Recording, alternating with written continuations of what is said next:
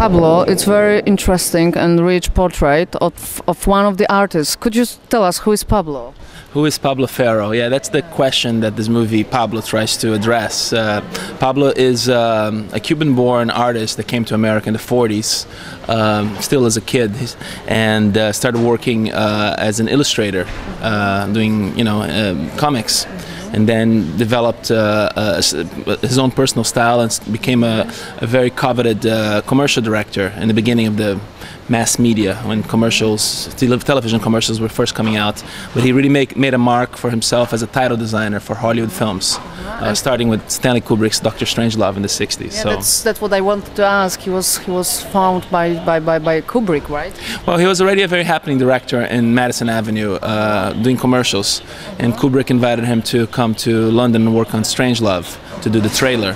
And from there he did the opening title sequence for the film, and this was just the first of over 100 title sequences he's done. You mix the styles, right, of a documentary combined with animation.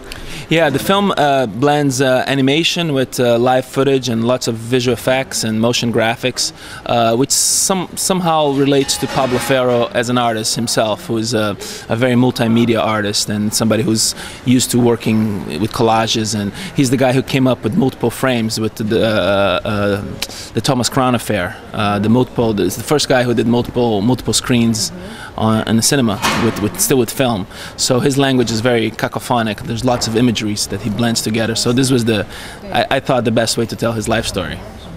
How come that Jeff Bridges is narrator of your film?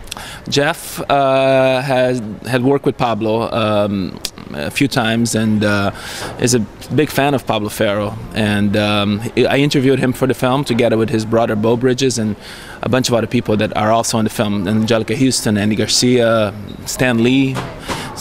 Yeah, he's he's worked with everybody, and he's very adored in the industry. Everybody who knows Pablo Ferro loves Pablo Ferro. It's something I've learned as well.